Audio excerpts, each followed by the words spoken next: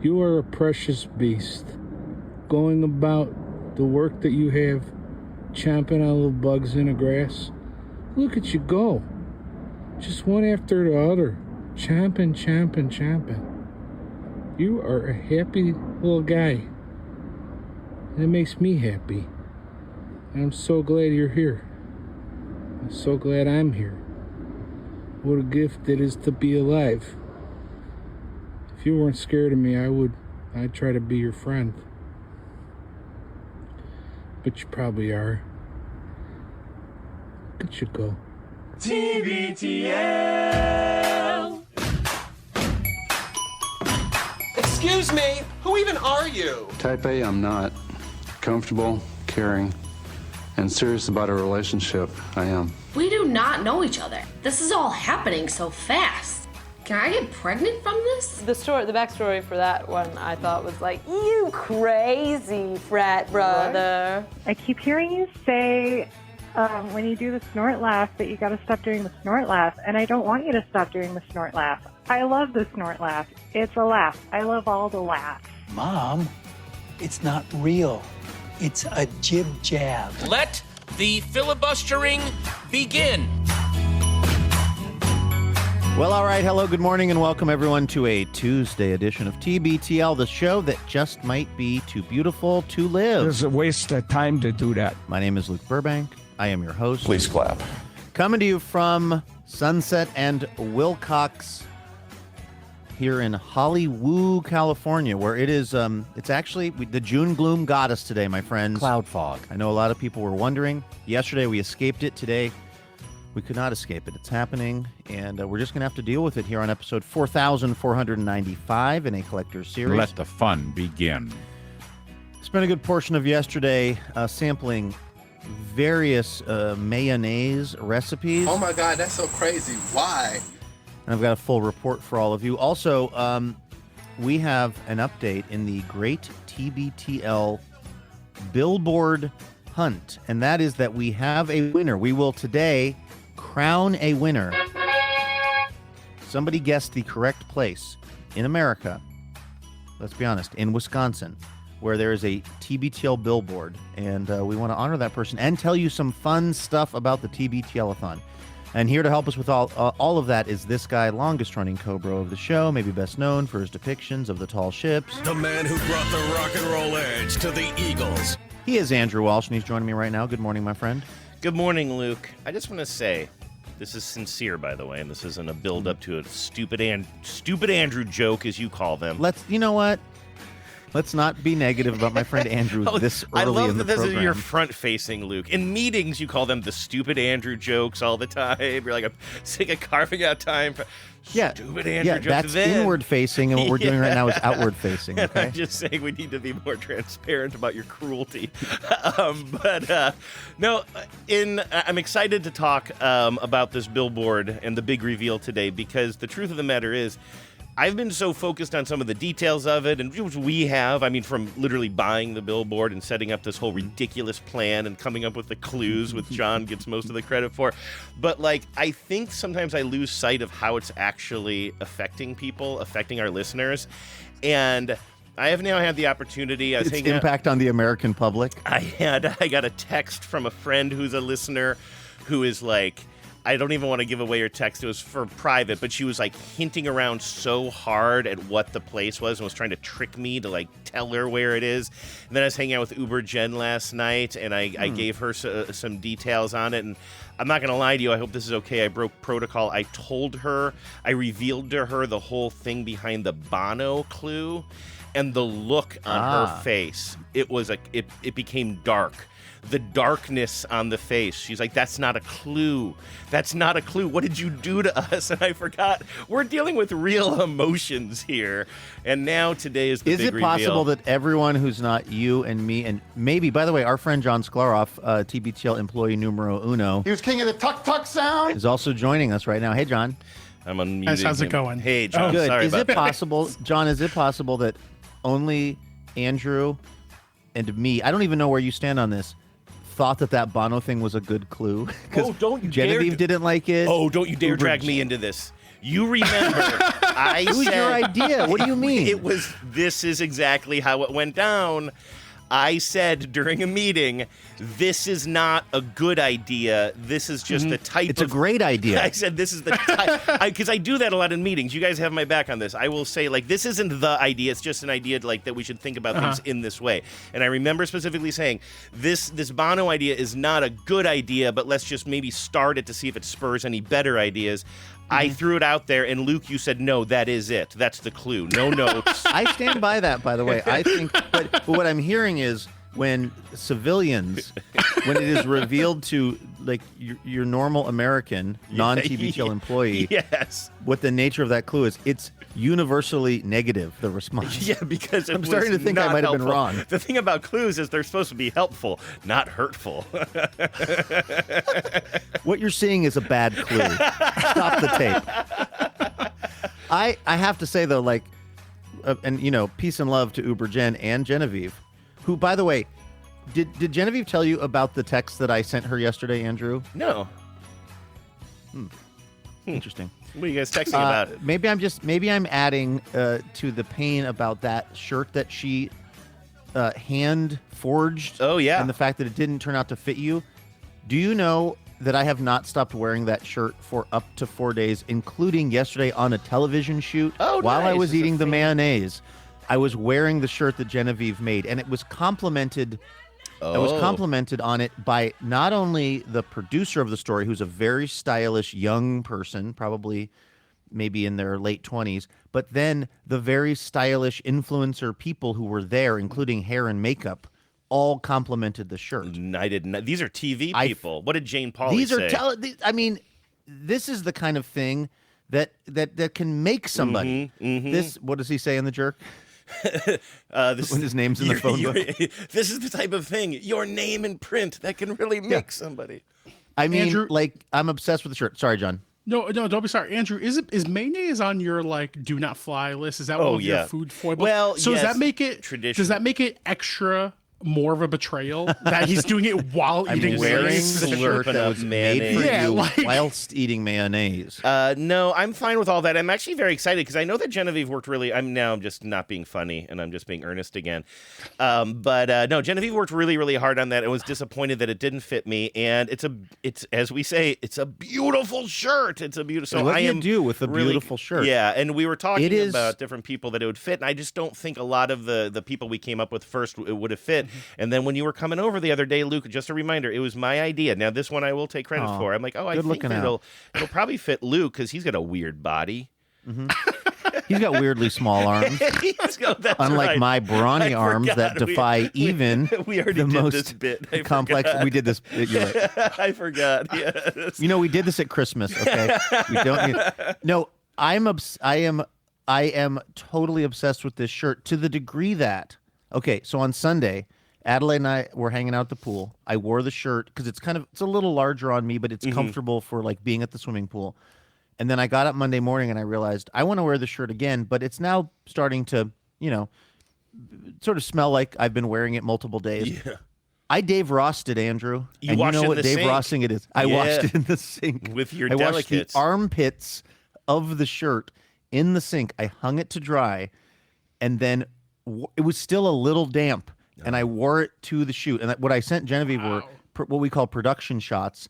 They were pictures of me under the lights of the TV cameras wearing the shirt while I tasted mayonnaise. I bet you those lights are nice. Is that like the primo place to take selfies? Extremely flattering. Yeah. Yeah, it's all kind of yellowish, and, you know, there's the camera person has put a lot of thought into getting. I think what the term they use is it makes me look human. Oh, okay. They use that do filter. the lighting just right. That's an expensive It's almost filter. like I'm a human. That's great. Well, I'm glad you're enjoying it. I did notice that you were wearing it when we recorded the show yesterday. I wondered if you would that's notice good. that yesterday. Yes. Yeah, it looked good. It looked good. All right, now I'm not trying to back be to too where we were. abrupt, but I know that people are on pins and needles here about this billboard that we've put up somewhere in the United States. We even said, I believe last week, that we admitted it's in Wisconsin, but we're still waiting. Pretty loaded. That We is confessed. We confessed. Where is it? Under cross-examination, we had no choice but to admit it's in Wisconsin. The waterboarding seemed like much. Extra. I'm just setting you up for success here, John. Okay, so we were looking... lead him with waterboarding. Thank you. So for the past 5 weeks, you have been collecting clues. We were looking for the name of a city, a town, a village, a township, something like that, where this billboard is. And you have received about how many responses? I'd say in the ballpark of about 450 or so. Wow. And so that includes some people making, several, guests every week. Some people would just send in one email of like 4 different places. But a lot of people have been just like, this place, this place, this place. Huge engagement. Huge, which is really awesome. And I will say, the winner, which we'll reveal shortly, we said was like the first person to get the place wins, but there were a lot of people after the 5th and final clue got to the right place, which really, I think you talk about the how useful the clues are. The fact that like once all of them were out there, people overwhelmingly nailed it, I think proves the clues, all 5 of them were perfect. We had a plan. We knew what we were doing. I texted you guys this yesterday, which I think was the second time that I've said this in text, but I said, this has exceeded my sort of best expectations for this. Like, I feel like this went so well. Like, we had meetings about the clues and about where we thought people would be kind of going, with in their minds based on the information we were giving them, and it almost perfectly worked out. Yeah, because I'm very proud of us. Nobody got it before the 5th clue, but then we know that our winner got it almost immediately after the show posted on Friday. So it did. And I will say, in a moment of sincerity, Andrew's terrible Bono clue aside, I believe it was in a meeting that Andrew was the one's like, oh, maybe we do like a scavenger hunt of sorts to help people. I think it was Andrew that came up with that idea, Luke. And so I want to give him full credit for being the one that first had the idea. It was one of Andrew's dumb ideas, as Luke calls them in the meeting. I believe. All right, so this is very, very how exciting. should we do this? Very exciting here. So what are some of the runner-up guesses? Here's just a bunch of people guessed these towns, and I thought they could be the answers based on the clues. Would you guys mind if just on the small chance that somebody is tuning in for the first time, or they somehow missed the last few weeks of the show? The hint on Friday was that the place where we're talking about is the organizing principle of TBTL, right? Yes. Yes. And so then people got ideas. Many people got the right idea, but some other people had different ideas, right? Yes. Thank you for saying that, Luke. And there is, these were some of the ones that were guessed most frequently that were really good that could also work. We had Independence, Wisconsin. Of course, the show went independent a few years ago, and that's been like a big thing. That. We're really that's proud. a good idea. There are 2 different towns that were guessed often. One is the town of Mountain and the other of Luck. So right? No mountain too tall. Good luck. So I thought that was really cool that we got those. I love how their brains are working. I mean, very wrong. But very logical. Wrong. No, very cool. And then maybe the most hurtful one was the town of Random Lake, Wisconsin. So I thought that was pretty good. The organizing principle of TV. Just how dare. You know what? Please refund that person's donation and block and unsubscribe. Well, unfortunately, it was several people sent that in, and now that's revenue we can't lose. So we're not going to do that. Eyes on the prize. That's actually a pretty sick burn. That's the underlying principle of TBTL. Don't just say no to money. Yes. So that's right. Yeah, somebody guessed Moneybags, Wisconsin. No. All right. So those are some of the more commonly guessed places. That there were some others that were fun to see. People obviously guessed the big towns, big cities in Wisconsin, Madison, Milwaukee, etc. But here's some. I don't want to. Yeah. How do I put this? I don't want to make anybody feel bad about guessing like Milwaukee. And by the way, Milwaukee is a wonderful place. But can you imagine if the payoff to this was Milwaukee, Wisconsin? Just like a major American city that isn't the Seattle. Organizing principle of TBTL is a place where Alice Cooper often golfs. Right. What was the bit from Wayne's World? Milwaukee. Like Milwaukee. Milwaukee. Yes. Yeah. So shout out to Alice Cooper today. Yeah. So Okay. here's some people. Can I throw some honorable mentions of individuals who had really Absolutely. great guesses? So this was several weeks back, and we were joking about the Bono anti-clue. Yeah, Our can friend- I just play Yeah, that? So the please. the first clue, we gave out 5 clues, and the first one was it's somewhere in America. Yes. And then the second clue was this. Am I bugging you? Don't mean to bug you. And that was it. That was the clue. That was almost, the clue. I want to say that still almost got a spit take from me. I was mid gulp of my coffee.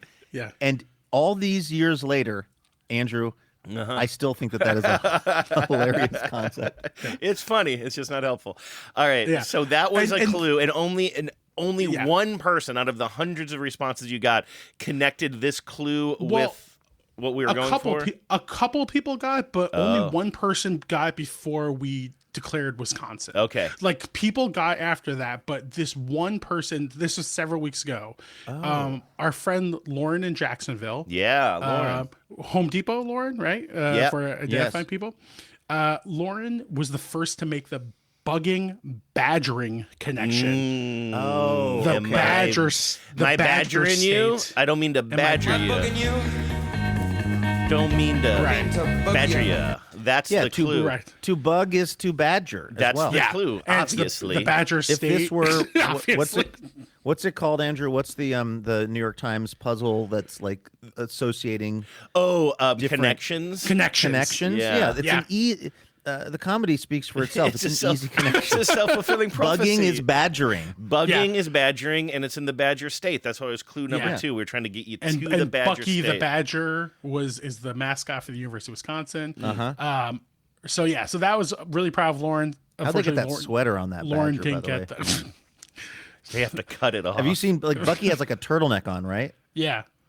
I just feel like that must have been hell on whoever had to do that, because they are a notoriously,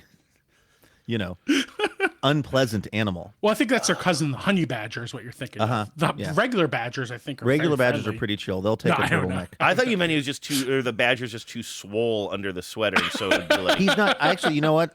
On the subject of mascots, I'm down with Bucky the Wisconsin Badger Yeah. because I think he's kind of an older. It's not like a 1950s mascot per se, but he's not swole.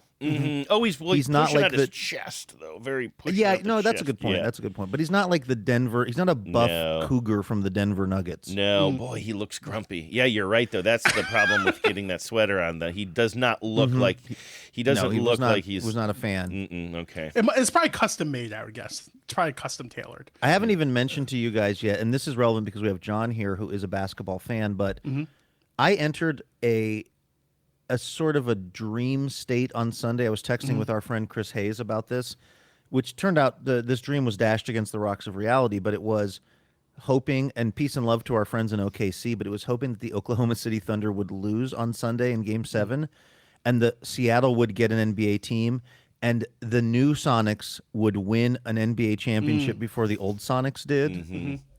That didn't happen, but No.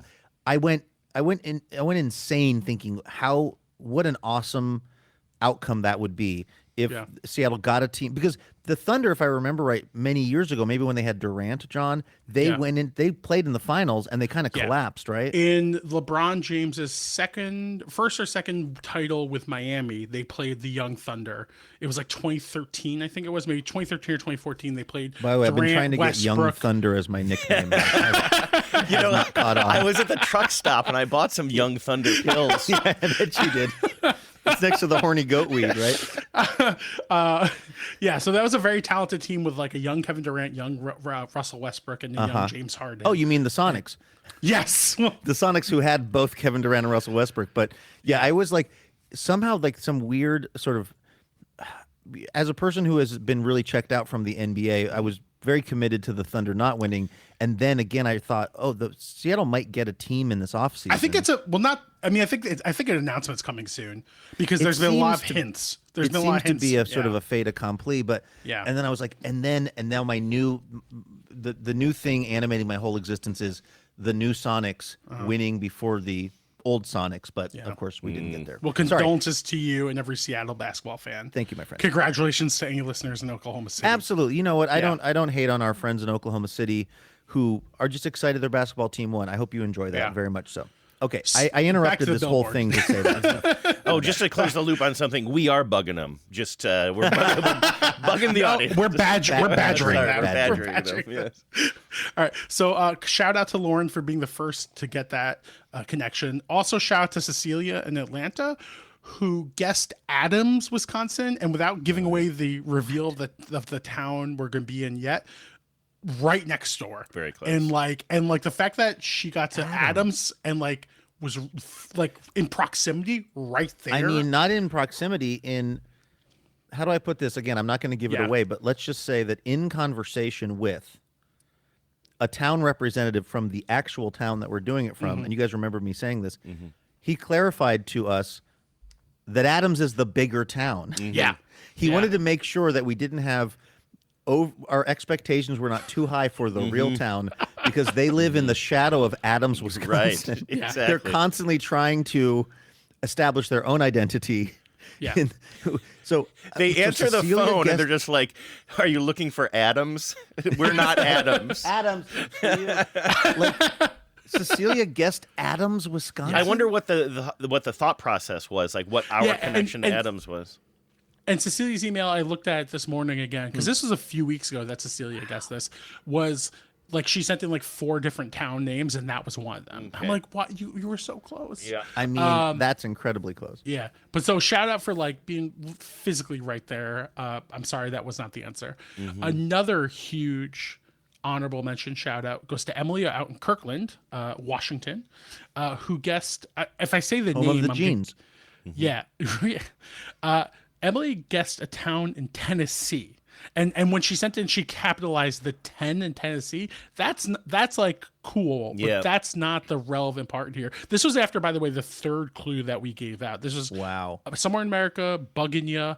And what was number 3? The we hitchhiked near. We almost hitchhiked there. Yeah. So based on those clues, Emily guessed. Boy, saying it out loud. Friendship, Tennessee. Friendship, Tennessee. So that's not the place, Emily. I'm very sorry. I love that you got the 10 in Tennessee and Friendship, because do we have a prolonged drum roll? Thank you. Just a short Maybe. one, I'm afraid. It's just a short. I can't believe you're still on the air. Fair.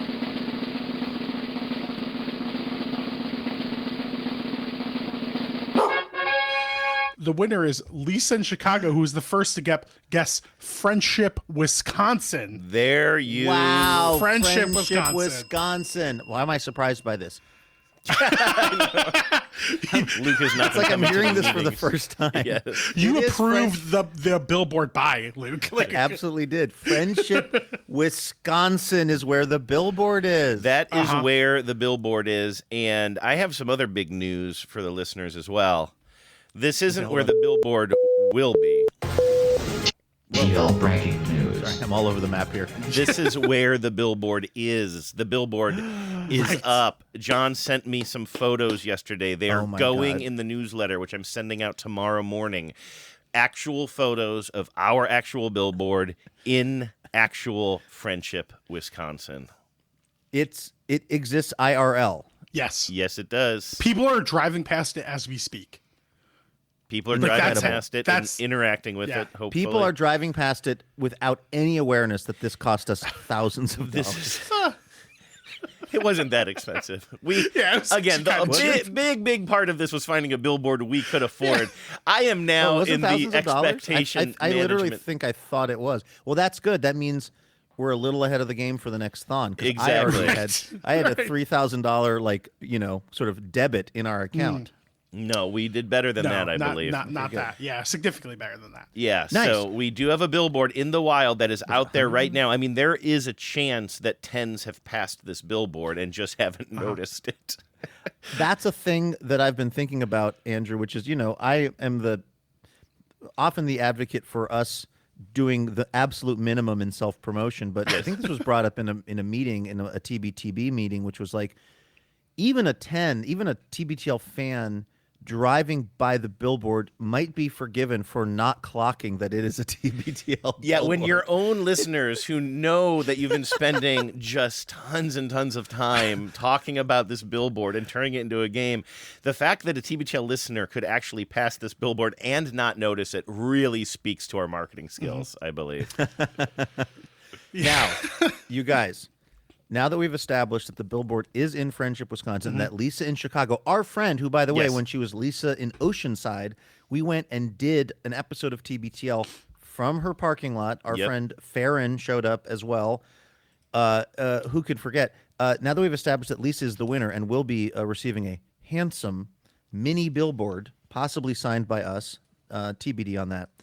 Now that we've established that, what about the next part of this story? Are we ready to get into that? I think we are. How would you want to take the lead on that, Lucas? Do you guys mind? Not at all. Wanna Please. get my sound effect going here. Oh, you never played the I Saw the Sign sounder. Yeah. Oh, yeah, you know what? That would be better. Let's do them together.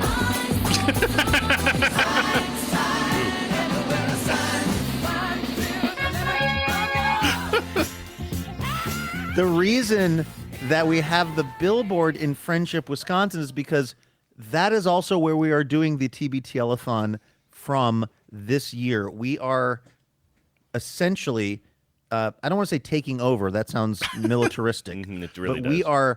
we are going to be spending some quality time in Friendship, Wisconsin. We will be broadcasting live from the Friendship, Wisconsin Historical Society on Main Street, and that is the name. It is Main Street in Friendship, Wisconsin, and we're going to be having a get-together on that Friday. John, what is the date on that Friday again? It's the July 25th.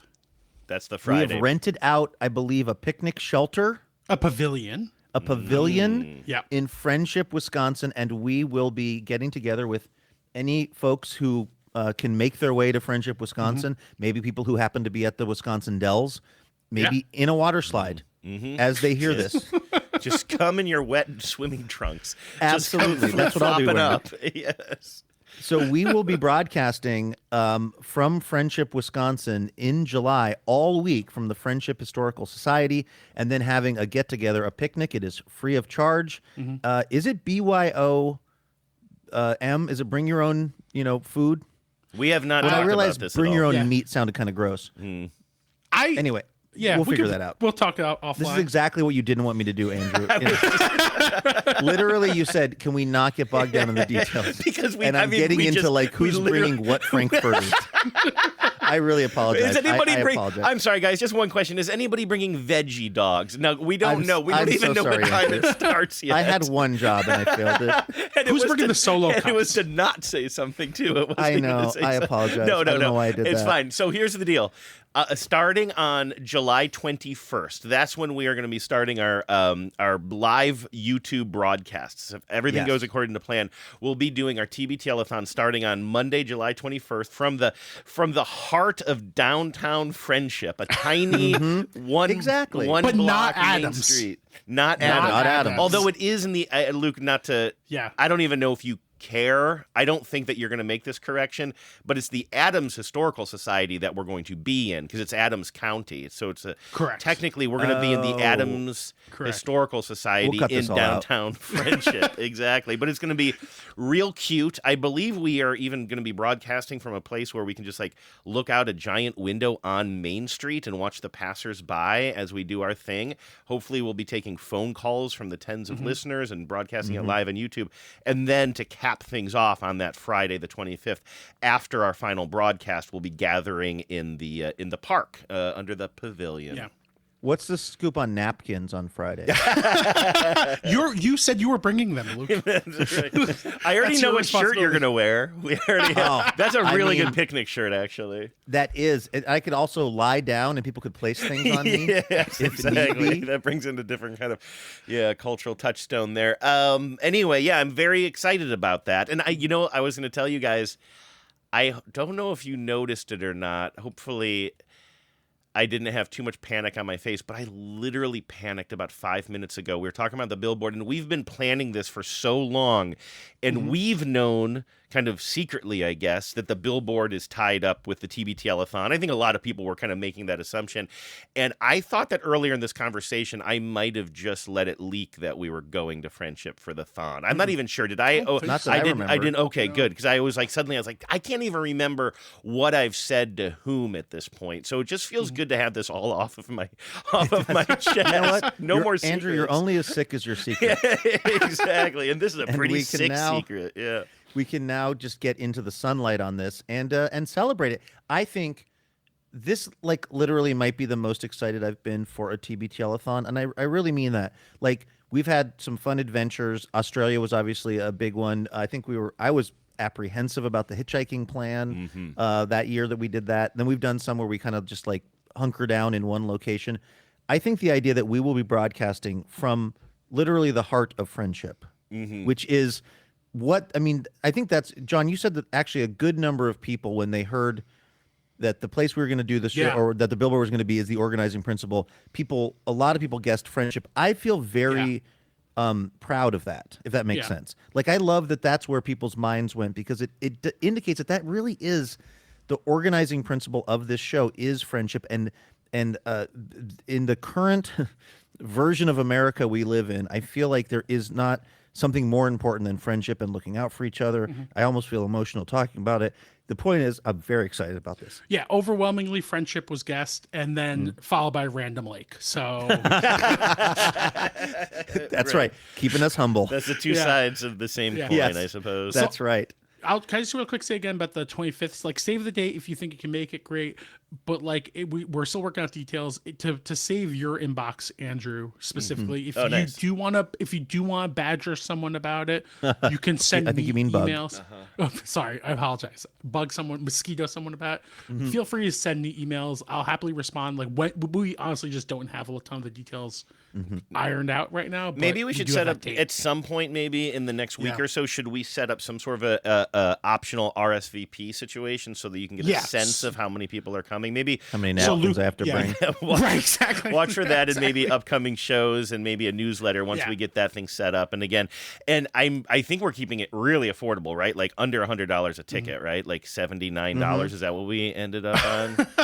Well, as far as you guys know, it's $20 a ticket, but I'm selling some on the side for a couple hundo. It was weird. We were going to sell tickets for $20, but you bought them all up, right? And now you're selling them on the secondary market. And now I'm on the secondary market. Right. Yes. Well, listen, one thing I know about Friendship, Wisconsin is that it is driving distance from a variety of tribal casinos.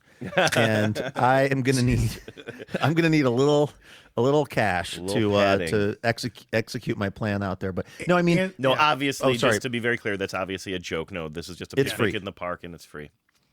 We don't know if you have to bring Andrew, we're going to have to hide the rental car keys from Luke. I'm assuming the Willis. I don't know if we're going to get one. Oh, good grief. You and your Jeeps. I forgot about this. I love it. Just like it's 3 a.m. You guys are like parents waiting up for me. I'm sneaking back into the Airbnb. I saw you hook your fingers. Were you holding imaginary shoes in your hand because you've taken off your shoes to sneak in? I saw that. I feel like it would be quieter. I clocked that. Yeah, absolutely. Exactly. Now it's going to be a really fun week. I mean, I think this is going to be, I just think it's good. I'm as excited about this as I've been for any thon.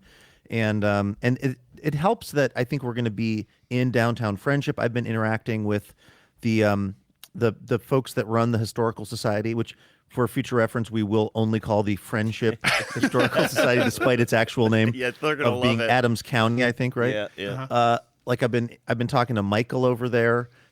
He was bringing me up to speed on some of the history of Friendship, Wisconsin, which is that it was founded by people from, wait for it, Friendship, New York. It was founded by incredibly uncreative people who came from a town that had a name and then said, hey, this new town, we should name it the same name as the place we were from before this. And somebody said, how about New Friendship? And they're like, nah, that really just complicates things. Doesn't Who's fit bringing on the hot dogs? Letterhead. They have the foresight to call it TBTL Wisconsin, so they have to go the next exactly. Yeah. It also, by the way, Friendship, Wisconsin, I know this, founded before the Civil War, which I guess, and when when the guy Michael that I've been talking to was telling me this, I was agog, and he goes, "Why are you so surprised?" And I was like, "Well, because I'm from Seattle, where everything is founded in 1978." Yeah, exactly. I forget that there are parts of the Midwest that are pre-Civil War. I think that, you know what I mean. I don't come from a place where anything is pre-Civil War, but Friendship, Wisconsin. I'm apparently older than the pre-Civil War. Mariners. Like, think about that. Nobody should be older than the Mariners, and yet Right. it's true. Also, Friendship, Wisconsin. The reason that Adams, the big city, the Shelbyville to the Springfield that is Friendship, the reason Adams took off, I learned, is because that's where the railroad went. The railroad, that's hard to say, the rural juror was supposed to go to Friendship, and it did not end up going to Friendship or going through Friendship. It ended up going through Adams, and that's why Adams exploded. That's why everybody is talking about Adams, Wisconsin to this day. Yes, exactly. You know, talking about the geography of that region makes me wonder something maybe I should have asked you guys before we started talking on the air, which is, should we give the very, very, very specific location of this billboard right now, as in like the juncture of the state highways? And I'm going to put that in the newsletter. So I think I already said this, but I want to just make sure that everybody knows you're getting a newsletter a couple of days early this week. Santa must it's be a good one, you guys. mean bastard to send out this newsletter so Everybody's gotten very worked up about the billboard. Okay? Of course they have. But anyway, in the newsletter, I have actual photos of the actual billboard as it exists in the world right now, which is a very exciting thing for me. And I specifically pinpoint the kind of state highway junctures. Should we just wait for the billboard for that, for the people who want to go take a drive out there, or do you want to talk about it right now? Well, that's for you. I would say that's for you to decide, Andrew, because you're the one that put a lot of work into this newsletter. Do you feel like it's undercutting? I mean, I guess the value of subscribing to the newsletter right now, if you have not subscribed, is that you will get eyes on the artwork of the billboard as early as possible. But is telling people sorry about the fire trucks.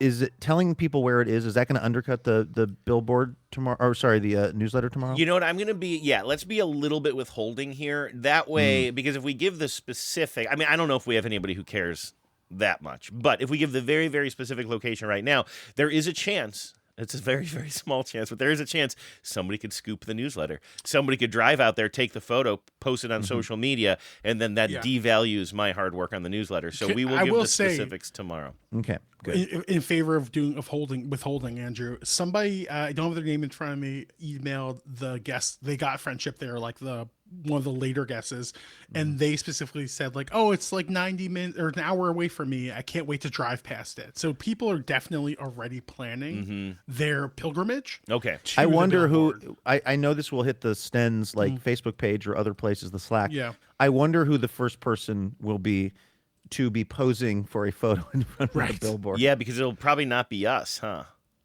I would be surprised if it was us. Yeah. Huh. If it's us, I feel like the system has failed. Well, we know that people are invested. In fact, John, I'm going to ask you this. I was a little confused about something, and I think this is okay to have this conversation here. You have been sending us little updates. Sometimes when people guessed very, very closely or cleverly, you would text us like, hey, this just came in. You sent us a screen cap the other day that I don't think I fully understood. Did somebody from our audience message some institution in Friendship to ask if they have seen a TBTL billboard in the area recently? Or This was on Slack. This was the billboard location speculation channel in Slack that came up. Yeah. And Dr. Stan Blade is how they identify himself. Dean Stan messaged the Village of Friendship, like I guess the Chamber Welcome of Commerce Center or Chamber, whoever it was, and they posed the question: "Hi, this is a weird question based on the TBTL podcast contest. Have you seen a new billboard in Friendship which might reference TBTL? Thanks, Stan." And the very quick response was just no. Like that's a very strange reason. So somebody who's working in this small town, for a town called Friendship, that was a very terse response. Right? If I'm being honest. No follow-ups. Like, I'm sorry, I don't think so. I'm not exactly sure what you're talking about. Just a hard no. Just a hard no. Yeah, just no. Yeah. I mean, I won't give anything away about the location, so I won't speculate on why maybe this person who responded may or may not have seen the billboard yet. Yeah. Have we, John, you would know this because you sent the photo. What is so our billboard is, it's 2 billboards. It's our billboard and another one. Yes. Do we know who are we sharing like billboard energy with? Yeah, it's Church of Scientology, I think. Oh, good. that was just, Perfect. I was just. That's by the way, I'm coming to you from the Scientology Hotel here in Hollywood. There is, oh my God, Scientology has decided to put up, this is a real thing, so many billboards here in LA that are supposed to be, I guess, humanizing, like peace and love if we have listeners that are Scientologists, whatever. The problem, as Sarah Silverman said, the problem with your religion is it was invented by a guy named Ron. You can't have a religion invented by a guy named Ron. It's too recent. I don't think it's better or worse necessarily than, let's say, Christianity or other religions. It's just too new for us. But Scientology has decided here in LA to try to do some sort of, I guess, reputational repair by putting up these billboards that are like sort of, I guess you would say, everyday people who are also Scientologists. So it's like a mom holding a baby, and she's like, my name is Donna, I'm a Scientologist. There is one, though, it's like, it is so obviously an AI-generated photograph of the most boring ever seen, and it says, Joe, musician, I'm a Scientologist. It's like an AI-generated pretend photo of a person called Joe, musician, I'm a Scientologist. It is the least compelling. It sounds like one of those made-up commenters in The Onion that they haven't changed in like 30 years. Joe, musician. Joe, haberdasher. Well, not. That's very good. I not to besmirch any if there's anyone in the Scientologist in the listening audience. Honestly, give us whatever money you're giving to Scientology. Give us half of it, please. If we have anything bad to say about Scientology, is because we're kind of trying to run our own little cult over here. Honestly, hey, exactly. No one said legally cult. Anyway, no, but have you gotten eyes on what our neighboring billboard is? I just pulled it up, and it's not. You can't. It's the photo is cut off. There's 2 photos. There's one that's further away and one that's close up. The one that's further away, I'm zooming in. I'm enhancing. It is some sort of looks like pickup truck ad. It's like a big pickup truck. It looks like it's pulling a boat, like a car dealership or something. Yeah, I think so. And I can see the word truck on it, but then the rest of it, it's a little bit obscured. So I'm guessing it's for a dealership, but I can't say for 100%. Can't say. That's 100%. Good. I'll take it. Yeah. That sounds pretty innocuous. Like I got worried for a second that we were next to some, who knows what, some kind of a weird billboard that we were sharing space with. But yeah, but I do want to say too, like this, I think the listeners are going to be excited to see this just because they're curious what the billboard looks like, and you've been hyping this up, Luke. But it really is something to behold. So please check out the newsletter tomorrow. I think that you're going to loll when you see this billboard. Every once in a while, since we got confirmation that this thing exists in the world, I'll just be like I was going to get a somehow I managed to forget for the second trip in a row. I somehow did not bring my iPhone charging cable. Like I have every kind of mini to mini you could possibly need. 2 times in a row I've forgotten my iPhone charging cable. So I was walking down Sunset yesterday trying to find a place. Turns out there's a bombed out Staples Supercenter, which initially I tried to go in and the door was locked, and I was like, well, there's no more Staples in the world. And I went across the street to a printing place, and I was like, do you have charging cables? And they said, no, but the Staples has it. I was like, the Staples is closed. He goes, no, that door is permanently locked. Oh, God. You have to go around to a different side of the Staples to get in. Also, when I got the charging cable and left the Staples, the alarm went off. I paid for it, and it went, woo, woo, my worst and I nightmare. stopped, and 4 Staples employees were totally and completely unfazed by the fact that I had set up the alarm. Right. Your pockets are just filled with stuff. I mean, seriously, I held up this box that had the charging cable in it aloft over my head and looked around, and then I just walked out. Yeah. Like, and you walked back in, grabbed a couple of binders, and then walked once I knew it was free whiteout. Sure. But as I was wandering down Sunset, it just hit me. There is a billboard that exists in the real world, Andrew, with us on it. doing the thing we're doing. Yeah, on the billboard. it's something to behold. I'm going to my close mind this kind of email here explodes.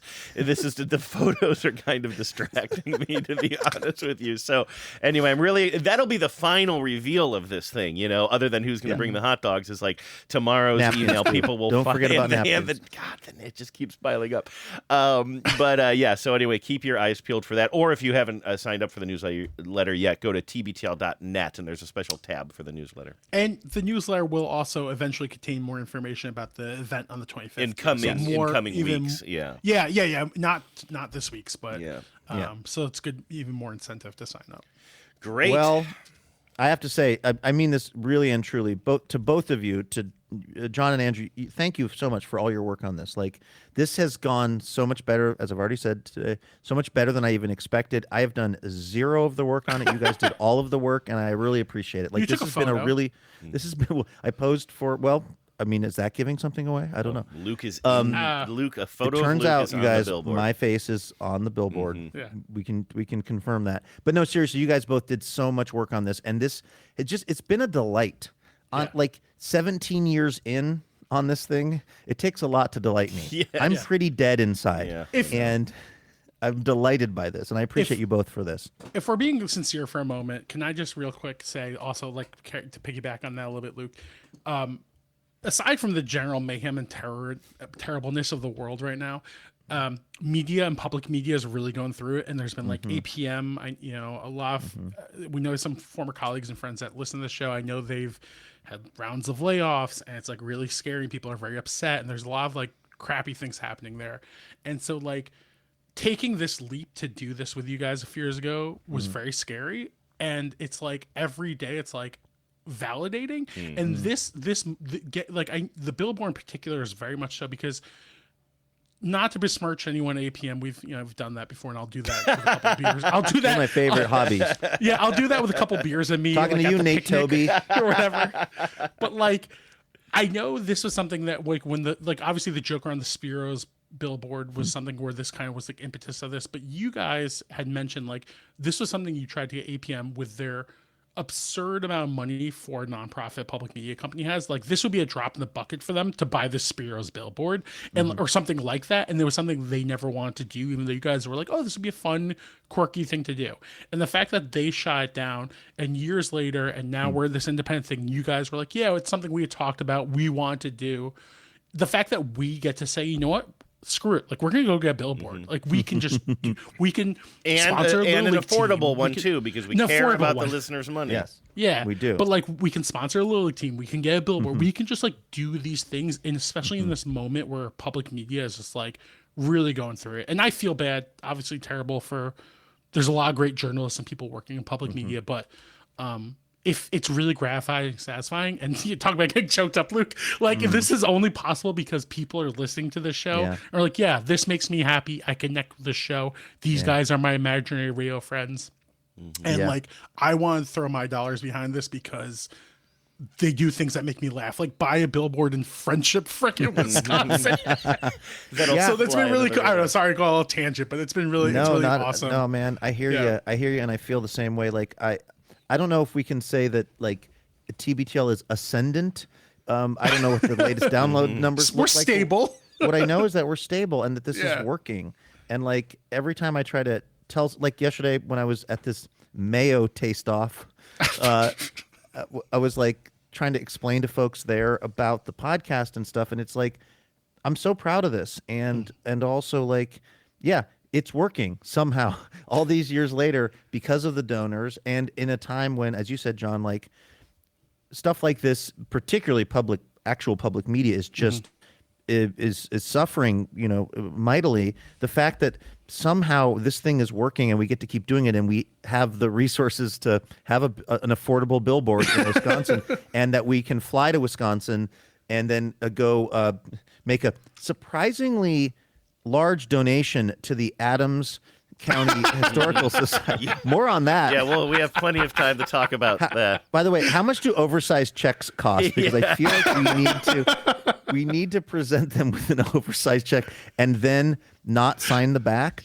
so maybe they can't cash it. No, but like, but to your point, John, like the fact that this is working in a media landscape that is so fractured and so, is in such sort of decline, and for so many great people that we know and love and have worked with, that this is somehow still a thing is just really, really humbling and gratifying. And so I am so excited to be going into this thon, doing it from friendship, with the two of you at this at our I guess, can we say that we're going to be at an Airbnb? We're not living at the Adams County Historical Society. I asked, and Michael said hard no on that. Hard no on that one. I said, but I'm going to do all of my. I'm going to wash all my underwear in the sink. What's wrong with that, Michael? Dave Rossett. Dave Rossett. He's like, no. Ever since Dave Ross, we got to get our money's worth on this donation. Not going to make that mistake again. This recommended donation. I know that we're not in like the mode right now where we're actually asking for money. That plenty of opportunity for that during the TBTL-a-thon. But I did just think of the perfect pitch, sort of, because John, you were talking about sort of, I don't know, personal sacrifice and certainly personal risk that you took in joining this operation. And I feel like your relationship, your marriage probably took personal risk. Like, you have not said anything like directly related to that, but I do sort of feel like if this had gone sideways, there would have been problems at home. I just feel like your wife is probably, smarter than all three of us put together and probably said, like, I see some, as Luke would say, salmon-colored flags here. And the fact that it's still working and the fact that you're still married has everything to do with the listeners donating. So I sort of feel like there's a pitch in there somewhere. Like, yes, you donate to the show because you want to support the things you love. You want to make sure that this is strong going in the future. But you also want John to stay married. Exactly. And donating to that cause is a very beautiful thing. Yes, thank you. My marital bliss is dependent Andrew, you on are so good with this, because I know that your early days of public radio, you ran, I guess, supervised, or whatever you want to call it, produced pledge drives. You and that clipboard famously, and you loved it because it was kind of off script. You have a real, I think, talent for thinking about the pitch and how we talk about it and plotting out the week. And I think the idea of John continuing to get laid is a good Thursday closer. Okay, yeah, that sounds good. In the arc of it, that's pretty good. I could even see some merch. Do you see some merch opportunities? Here's my new pitch for the thon. We need to hire someone for HR. Yeah. That's a good pitch, that's a Friday raise thing. The money. Yeah, exactly. So all right, great. Thank so that's you, John. it. I guess it's all out there. Everybody knows everything now. Except what it looks like. Oh yeah. Sorry, that's right. And that is. I will overstate this, or I will underscore this, or whatever.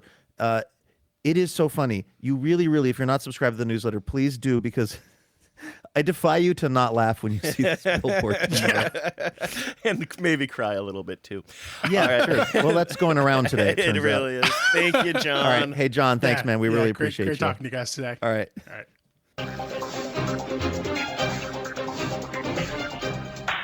Hello and welcome to Top Story. So the top story is that yesterday, Andrew, after we got done recording this, I went off over to a different part of Hollywood to eat a bunch of mayonnaise, which I was kind of setting up as like your worst nightmare because you don't like mayonnaise. The first thing is the mayonnaise was delicious, and it was almost not mayonnaise-y. It was more sauce. I wondered about that. When you start getting into actual tastings like this, it sort of seems like the center can't hold too much. It's going to start to get pretty out there. The center will not emulsify. Yes. I believe is what they say in the mayonnaise community.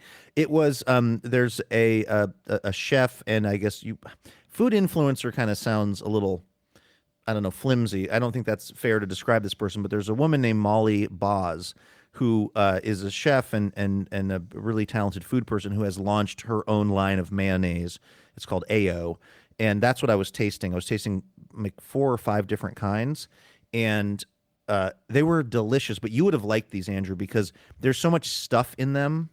Like, for instance, one of them is like, what is that called? Like a jardinaise, like, that kind of like pickled red pepper stuff you'll get on a sandwich if you're into an Italian deli. Yeah. So she has one that's like it's like 60% mayonnaise, but then it's like 40% that, like peppers and stuff. Oh, not to be a hater, but I don't know. Texturally, I'm having trouble wrapping my mind around that texturally and combining I guess those think things. of like, well, again, you're probably not a tartar sauce guy either, right? Because that's not too as close much, yeah. But I mean, here's the deal, and this is your story. I don't have to center myself in it this much, but like my thing with mayonnaise is, growing up, the idea of mayonnaise was totally disgusting to me. I wouldn't touch it with your spoon. But then as I got older, like in the past, I don't know, 15, 20 years, I feel like they started putting aioli on things. And it's just like they're calling mayonnaise aioli, but they're saying it's like herb-infused aioli or whatever. So I just say, yeah, leave it on the sandwich. And I stopped requesting sandwiches without aioli. And then that kind of... So it's not like I don't ever have something that is a little bit mayonnaise-y. The idea, though, and this is what I really want to hear from you, Luke, is like, how are you eating it? Like the idea of just eating plain mayonnaise. Oh, on a spoon like I was? Is that what you were doing? See, that is nightmare. A dollop in a spoon? That's nightmare fuel for me. Like if you spread a little bit of it on a huge turkey sandwich, I'm okay with which that. I did. Yes. I had my first turkey sandwich in probably, well, that's not true. I guess sometimes the day after Thanksgiving I've had like a turkey sandwich made from leftovers, but I had definitely my first turkey sandwich in a couple of years. You actually did? I thought you were joking. Okay. No, that was the ultimate. So it started with, first of all, it started with an interview about mayonnaise, and this chef Molly actually said some interesting things about like essentially the utility of mayonnaise, like what it's really doing. It's obviously, and she said, I'm sorry to use this term, but like it's lubricating, you know, a lot of the, like particularly a sandwich, which would be very dry without it. It's also, I guess, fat kind of actually helps sort of transfer flavor to things, which I hadn't really thought of it that way. I mean, mayonnaise is essentially pure fat. It's, you know, it's eggs, it's oil, it's a little bit of vinegar, sometimes it's a little bit of like Dijon or something. I like all of those things, by the way. That's what Genevieve always likes to point out. She's like, why do you not like mayonnaise? Do you like eggs? Do you like oil? You cook with oil all the time, right? Like what are you not liking raw here? eggs. You don't like raw eggs in a kind of oppressively white emulsified, yes, true, possibly sweating jar. Oh, you got a case of the mayonnaise sweats, which we got into yesterday too. She was like, she goes, look, I get it. Mayonnaise is kind of gross if you think about it for too long. That's why we shouldn't think about it. That's interesting. No, it was a really fun conversation. She was very smart and approachable and not kind of like weirdly devout about mayonnaise. The stuff that she makes, you know, or that she sells, I guess, is, again, it's like, imagine just like a very yummy. So one of them had dill pickle. So it had a ton of dill and pickles in it. One had Cornichon and one had mustard, but the kind of, you know, like mustard that has, I don't think they're mustard seeds, but you know the kind of mustard where there's little balls? If that is that like makes sense? stone ground often, or is it? Kind of, but like not even ground. You know what I mean? Like it hasn't been ground. It's like, so when you bite into it, these little kind of, I guess they're mustard seeds, essentially. They kind of burst, and there's like a little cool kind of hit of mustardy flavor. I think I know what you're talking about. Yep. So she had one of those, and anyway, it was all very yummy, but it sort of, it all kind of built up to her making me a turkey sandwich with, you know, the dill pickle mayo on there.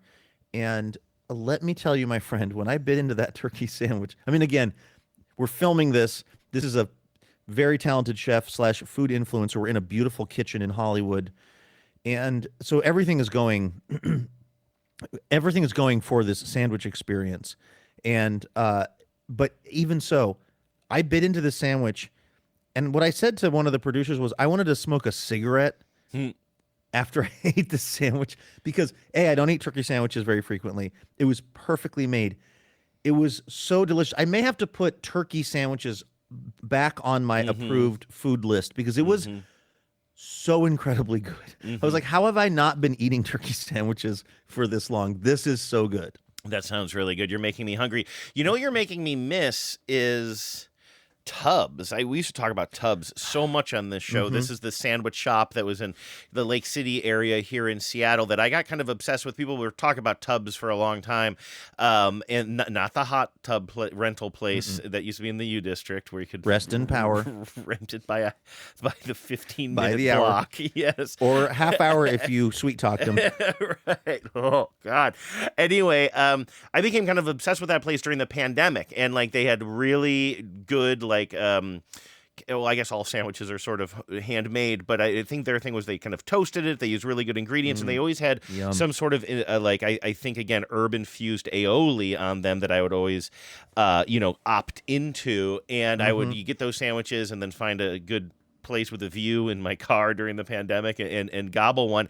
And when they left Seattle, first of all, they made themselves harder for me to get to. Like I think they're in Bothell now, maybe, which I think you have to cross. Do you have to cross the lake to get there? Is Bothell on the east side? Well, depending on where you're coming from, but we once drove a boat up there, you and I. And Kev. Okay, yeah. But you don't have to. You can just go. You can take Lake City Way, which turns into Lake Forest Parkway, and you can just drive there. Okay. So maybe it's not quite, but mentally for me, it's far away. Also, I was just miffed that they left Seattle for another city because I like Seattle. Right when you found them, essentially. Yeah, and I felt very kind of personally insulted by that.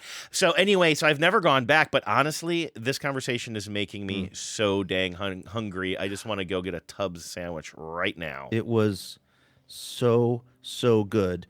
Also, what I realized was actually, interestingly enough, interesting or also sadly enough, this woman Molly, she and her husband and their child lost their house in the Altadena fires. Oh my God. Yeah, right. And so we were not. The plan would have been to film at their house, but their house burned down. So we were filming it at the house of her manager. And I walked into this house and I was like, is this my house? Do I know this person? Everything in the house, from the furniture to the artwork to the fact that he had a vinyl record of, do you remember that guy, McG, that I was obsessed with? I don't think so. I definitely suggested it for a Music for Your Weekend. I think we might have still been doing that, or maybe it was just for the newsletter. There's a singer who goes by the name McG, who I'm still to this day pretty obsessed with. And I walk in and there's a vinyl record of this guy McG. And I'm like, how is this person who owns this house, how do they have the exact same taste as me? Literally, they had like posters that I have in my house and stuff. And then I found out that he doesn't normally manage food influencer people. He manages McG. Oh, really? Oh, no shit. Shit. Oh, wow. Yeah. His main thing is managing musicians. There's another musician that he manages that I really like that I'm forgetting off the top of my head. But anyway, just being in the house of this, it also just made me realize, oh, I am of a type. Like, because when you look around at kind of the way that somebody lays their house out and the kind of objects they pick, again, whether it's furniture, like he had outdoor furniture that I also have at my house. And it means we probably got the same Instagram ad at some point. Oh, yeah, right. That spoke to us. Or like, again, just like the things that we tend to think, or that I tend to think are unique to me, and like, oh, I want to have this kind of a print framed in my house, and I want to like, and this is so distinctly Luke. And then you walk into someone's house who is another, let's say, white guy in their 40s who has been steeping themselves in, I don't know, the case study homes or whatever, and you go, oh, no. I am very similar to a lot of people who are basically me, but with more money and better taste. I was really hoping that the story was going to turn to, and then I found out this guy's obsessed with me. He's been following me. He watches all of my Hate then Dummies he could introduce videos. me to McG. Then he could introduce you to McG, exactly. I mean, you must have bonded over that, right?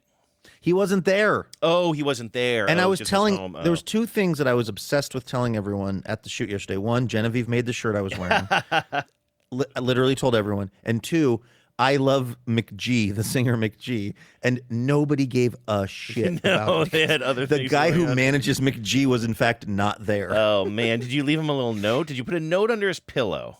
I was tempted to, but they asked me not to go in any of the bedrooms. That is interesting. That's an interesting rule because of that they prior have there. issues that I've had with other shoots. Oh, I know. I've had a question sort of tickling the back of my brain as you've been talking about this, and I'm quite sure because this is one of those really short features you're doing, right? You're doing 3 of them inside of the food episode, so I know that this is like a real quick hit. This is like what was it, like 36 stories about the Simpsons or whatever that famous Simpsons episode was.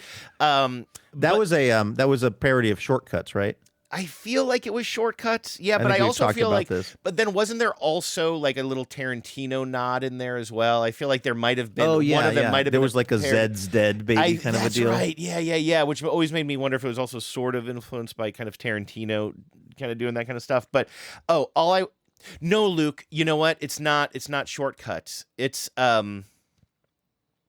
Luke, we've had this conversation before. We sure have. You look it up. It's another well-known, and I'm blanking on the fella's name. He has a very interesting name, and it's 32 stories. There's a famous movie, and it's not Shortcuts. But what I'll say is, or what I want to ask you is, did you at all get into, I don't know, the quote-unquote controversy around whether or not vegan mayo should be called mayo? Because remember that lawsuit? Remember there was some huge, like Hellman's or something, sued this small vegan company that was making like eggless mayonnaise, and they did the whole like kind of champagne argument that said like, no, literally the definition of mayonnaise is it has eggs in it. And they tried to basically shut down this small competitor.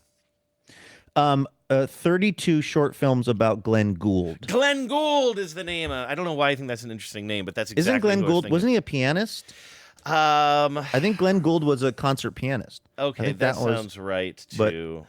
What I would say is we did not get into the question of eggs or not having eggs in mayonnaise, but I think what we both agreed, and I say this with peace and love to our vegan listeners, maybe you found one that's good, but like the moment that I realized I could not become a vegan, because I was really toying with the idea for a while, was when I tasted vegan mayonnaise. Mm-hmm. It was so profoundly bad. It was so gross. Toms of Maine of mayonnaise. Huh? The Kensington, I think, was the brand. Yeah, the Toms of Maine of mayonnaise. It was, and again, maybe there's better ones out there, but it was like you eating mayonnaise, like right out of the jar. Like it was gagging. Absolutely gag inducing and vile. And again, maybe somebody has cracked the code on it, but that just seems like one of those things where if you're going to try to have vegan mayonnaise, maybe just skip mayonnaise altogether. Just figure something else out to lubricate your sandwich. Yeah, that makes sense. We need to wrap things up because I'm going to head to the airport, but because now it's us time. Now we're past the 60-minute mark. Oh, are we? How about the Mariners yesterday? I know. I wasn't able to pay close attention to the game, but did it end up being 11-2, I think? It was wild. I was also not paying attention because I was working and stuff, but then I had so many celebratory texts from my mother that I knew something was going right. And like Cal Raleigh hit a home run. Another one. Yeah, definitely. Still, like, has maintained his lead in the league for a number of home runs, right? And it's also broken all kinds of historic records as far as like getting home runs before the All-Star break as both a catcher and a switch hitter. I know it's. I mean, how much do we want to talk about? Can't be stopped. I know. Well, obviously, I had my eyes on him for a while, as you all know. Yeah, you did. Luke, I don't even want to get into the whole thing, but we were during Friday's game. We had just learned that a player had been sent down. Basically, the Mariners had essentially cut a player who isn't all that especially good, but I thought a lot better than Donovan Solano. But his name Rowdy. His name is Rowdy, right? Some kind of goodwill. Exactly. No, and I like him, but I was so mad that they got rid of Rowdy, and I understood that you don't want to. I mean, I do understand conceptually you don't want two left-handers both playing first base, kind of taking turns. If you're going to do that, you want a left and you want a right. And I understand that, but I was just like, yeah, but this guy Donovan Solano, it doesn't matter what side of the plate. He's just terrible. You put a child up there and you say, well, he's a righty, and like that doesn't do you any good. And then he just goes on this tear. And I had sort of missed the fact that he had been heating up prior to this, not to that degree, but after Friday show. So I wrote this just, and this is a classic thing. I wrote this just impassioned, ill-informed, impassioned, super long. I was right there whiny with you. complaint. Oh, certainly, yeah. But like mine was also like trying to get into the rules of or like kind of the unwritten rules of baseball, which I really shouldn't get into because I'm like the least knowledgeable baseball person on that chain. Well, they're unwritten too, so and it's very they're also hard to unwritten. So I'm holding it figure up. 'em out. I'm holding it up to a candle. I can't figure out is it It's invisible invisible ink? ink. Like I was at work. The game ends. I go upstairs and I turn on the radio, and I think that was another game that I was sort of catching as catch could. And I turn on the radio, and Shannon Dreyer, like which is Dylan Moore's defensive approach. yeah, weird Golden Glove recipient. Honestly, one of the strangest ones. Anyway, Shannon Dreyer, who's one of the broadcasters who follows and beat reporter for the Mariners, might actually work for the Mariners, but is like kind of your insider on that stuff. She basically is. I didn't realize that everybody online was saying the same thing, like basically saying like, why would you get rid of Rowdy and keep Solano, whatever, and like and she can take this tone anyway. I like her a lot, but she was basically scolding all of us, Luke, and it felt so personal. She's like, I woke up this morning, all I saw were people saying that Donovan Solano should have been sent down instead of Rowdy Tellez. I just can't. She was like, I just can't. Like, you can't have two left-handers. Look what he did today. Like, it was and honestly, Luke, That's easy to felt write like after he has a good game. Well, Shannon knows ball, right? Like, I feel like she knew what the score was, maybe not literally the score, going into it and why they sent down Rowdy. And it was, in hindsight, like such a smart move. And again, I had missed some of the indicators that he was heating up. But Luke, it was almost like I was being yelled at personally by Shannon Dreyer. And here's the kicker. I felt like I needed it. I felt like I deserved it. I was like, yes. If only we could have purify me Dreyer, with if we could have gotten wagging. Shannon Dreyer in the shirt that Genevieve made for you. Right, exactly. To fully flagellate you. I was so flagellated. I mean, here's the thing. It's absolutely shocking that Donovan Solano has gone from being terrible at baseball to, for a short term anyway, being pretty good at baseball. And I feel like it started with you and I telling television's Chris Hayes via text. Oh, yeah, right. That Donovan Solano was going to pwn the Mariners against the Chicago Cubs. And then he goes off and has the game of a lifetime, along with Mitch Garver, who I was also saying was going to play very terribly. That being said, like, Shannon Dreyer, I mean, again, you're right. Shannon Dreyer knows so much more about baseball than we do. But, like, I don't think it was, like, a no-brainer to keep Solano. I mean, he's played really well, and so now it looks like a no-brainer. But to our original point, if you're hitting $180, does the matchup really matter? Yeah, he started. That's the amazing thing. I am pretty sure that Solano started that game at 182 because I remember waking up, seeing the news, and then I went to their stats page and I compared Rowdy's and Solano's stats Batting and average. everything average, and I saw they were very similar, but Rowdy had a lot more home runs and a slightly better average, just over 2, and I know that Solano was in the 180 something. I want to say 186 or something, and now he has increased his batting average so much in like a handful of games. It's almost like I shouldn't even say this. I feel like maybe there was a special like water bottle that Jorge Polanco had been drinking out of, and he misplaced that. Rango? And now suddenly he's not doing so well, and all of a sudden Donovan is like, what is in this bottle? Is it the cream or the clear that Dominic Canzone is on? Yeah, right. Exactly. He can't be stopped. He had like guy had like 3 career home runs and has 3 home runs in 2 games. Is Victor Conte from Balco working with the Mariners? And by the way, keep doing it. I want him to do well because he reminds me of your brother David a little bit for some reason. The kind of way he holds himself. And also, and now we're really getting too far into this, but do you remember the day that he came back up? I can't remember who we were facing. It might have been the Twins. Nah, that doesn't seem right. But either way, the Mariners were losing the entire game, and then in the 9th inning, he hit, I want to say, a 2-run home run. We scored or something 4 runs in the 9th to tie it, and then ultimately lost in extra innings, I believe. And I don't know if you had eyes on that game, but I just have this vision of him, and he looked like your brother, very triumphant. He hit this ball, and he knew that he had tied the game up. I'm pretty sure he hit the game tying hit, and he just stood there for a second. And he had just come up from the minors that day, and he just changed the dynamic of this game, which we then go on to lose, which was such a heartbreaker because of that. But the intensity and the pride and I don't usually go in for a athlete who looks too intense. They scare me a little bit. But in that moment, I was just so happy for him, and I'm so sad that he kind of didn't get the win in that game. Well, what I noted was, I think it was maybe the next day, I was doing some yard work at my house, and I was listening to the game on the radio, and, they'll play these little promos and stuff that are sort of celebrating the different players, or when they do the lineup, sometimes they'll have highlights of the players, and the ink was not even dry on the home run, and it was the Dominic Canzone, and in whatever right field or whatever he's playing, Dominic Canzone, and they cut to Canzone has tied it, and I was like, thank God you had a highlight for this guy. Yeah.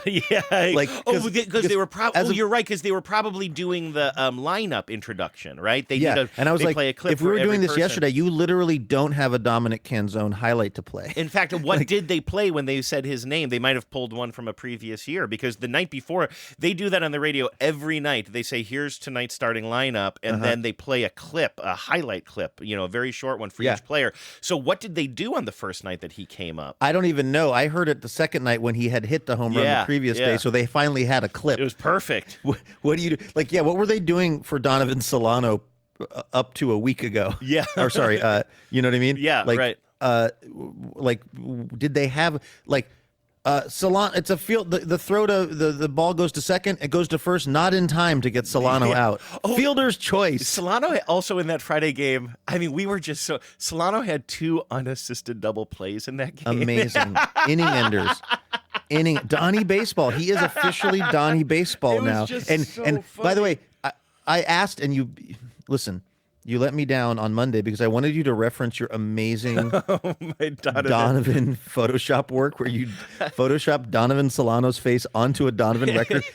So that I wanted you to reference it on Monday so we could have made it the show pick because that was special. It was now we could use it today if we wanted to. Yeah, I think I should do something Billboard related probably, but the picture is the album cover of A Gift from a Flower to a Garden, which is a Donovan record from I want to say 67. It's psychedelic as you could possibly imagine. He's standing out in a field of flowers holding a flower, and it's all these trippy colors or whatever. And I gotta say, I was pretty proud of my photoshopping skills. I took Donovan Solano's kind of headshot for the Mariners. I removed his hat and somehow did place his head amongst Donovan Letch's kind of curly hair in a way that is more realistic than I was even going for. And I was kind of I kind of like this Donovan. Okay. If you do not subscribe to the newsletter to get the Billboard art, subscribe next week to get Andrew's. I think it's on Blue Sky too. You can also Photoshop. follow me on Blue Sky. I think I double dipped on that one. But all right, we did it. We did it, folks. We announced everything related to the Billboard and the Thon. Well, most of it, not the art, which you'll see on the newsletter on Wednesday. Or who's bringing the napkins on Friday. That's honestly a gray area to this point. It still is. Everybody bring one napkin. Somebody's going to do that. I know. You forget about it. You will forget about this. But I totally come that will. Friday in July, we will be standing around at the picnic shelter or the pavilion, I guess it is. Someone's going to show up with one napkin. And I'm going to say, remind me Yeah. what this is in reference are you to. okay? No, this is a callback, my friend. Yes. All right, thanks for listening, everybody. That is going to do it for today's episode of TBTL, but we're going to be right back here tomorrow with more Imaginary Radio. I will be in Las Vegas, and it's a short flight, Andrew. I think it's about 45 minutes, but it will be on Southwest Airlines. Oh, my God. A thing I have not done in a long, long time. Takes a drag off a cigarette. Yeah. Southwest Airlines, that's a name I haven't heard in a long time. Now, do you have a reserved seat? I know we can't get into all of it right now. I do not have a reserved seat. It's really like that still. It's happening. I believe it's just bleachers. Oh. At this point. So that gives me so much anxiety. Not even Not the flight itself, just like not having a seat locked down gives me so much anxiety. The idea of like shuffling around and hoping for a good pole position. Full report tomorrow. Full report. All right. In the meantime, everybody have a great Tuesday. Thank you for listening. And please remember, no mountain too tall. And good luck to all.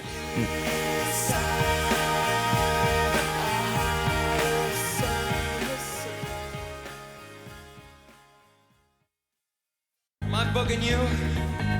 I don't mean to bug you. Power out.